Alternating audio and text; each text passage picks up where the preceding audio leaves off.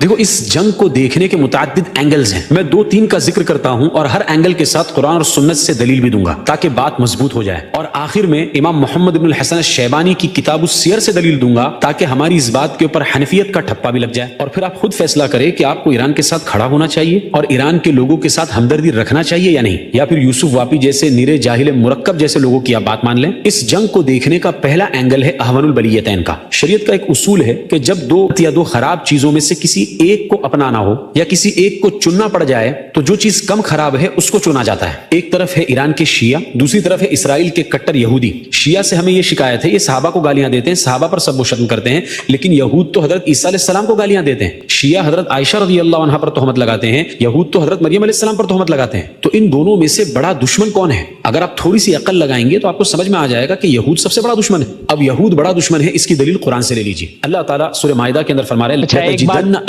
ایک منٹ سرفراز بھائی کچھ کہنا چاہتے ہیں، کہہ لیجیے۔ جی جی جی وہی میں یہ کہنا چاہ رہا ہوں نا، سب سے بڑا گیم جو انہوں نے کیا وہ یہ کیا کہ انہوں نے یہ تصور کر لیا کہ جب یہ جنگ ہو رہی ہے تو لازم ہے کہ دونوں میں سے کسی ایک کی حمایت کی جائے۔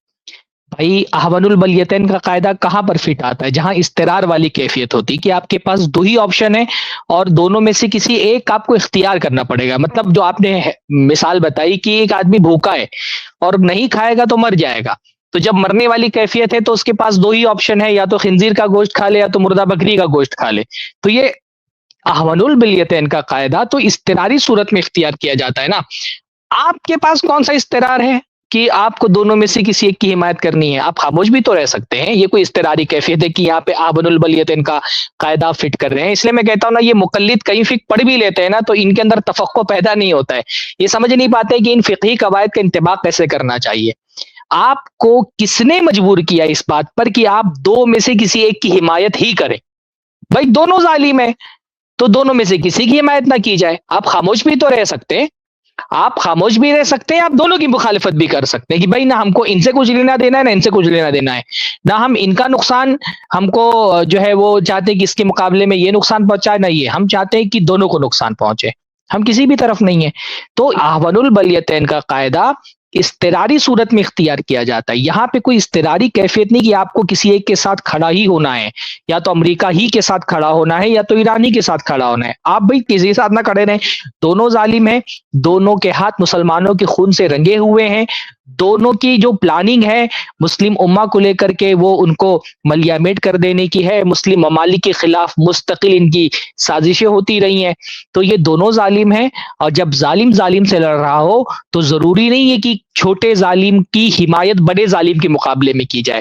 اگر یہ بات مان لی بھی جائے، حالانکہ یہ بات حق نہیں ہے کہ ایران امریکہ یا اسرائیل کی بنسبت چھوٹا ظالم ہے، لیکن اگر یہ مان بھی لی جائے کہ ایران جو ہے وہ امریکہ اور اسرائیل کے مقابلے میں چھوٹا ظالم ہے، تو بھی یہ لازم تھوڑی ہے کہ بڑا ظالم اگر چھوٹے ظالم پر حملہ کر دے تو آپ لازماً چھوٹے ظالم کے حق میں کھڑے ہوں، حمایت کریں، اس کے مرنے والوں کو شہید، اس کے زندہ لوگوں کو رہبر اور رہنما مانیں، ان کے حق میں ریلیاں نکالیں اور ان کے نمائندوں سے جا کر کے گلے ملیں اور ان کی حمایت میں باتیں کریں۔ یہ کوئی مجبوری والی بات نہیں ہے، نہ یہاں پر یہ جو کام کیا جا رہا ہے کسی مجبوری کی وجہ سے کیا جا رہا ہے۔ بس اسرائیل کے خلاف جو لوگوں کے جذبات ہیں اس کو اپنے حق میں استعمال کرنے کے لیے، اپنی سیاست چمکانے کے لیے، اپنی سیاسی مفادات کے لیے، اپنے عقیدے اور اپنے دین کے ساتھ کمپرومائز کیا جا رہا ہے۔ السلام علیکم ورحمۃ اللہ وبرکاتہ۔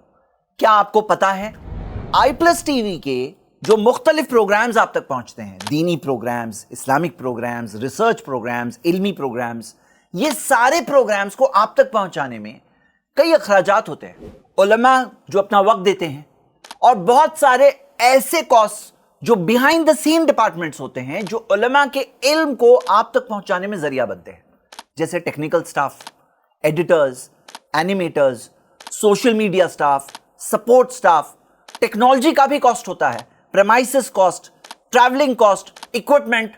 ایک پروفیشنل اسٹوڈیو کو مینج کرنے میں، ایک ٹیم کو مینج کرنے میں بہت سارے کاسٹ ہوتے ہیں۔ میں آپ کو بھی ابھارتا ہوں کہ آپ بھی اس کام میں ضرور سپورٹ کریں، آئی پلس ٹی وی میں اپنا تعاون ضرور پیش کریں۔ جزاک اللہ خیر، والسلام علیکم ورحمۃ اللہ۔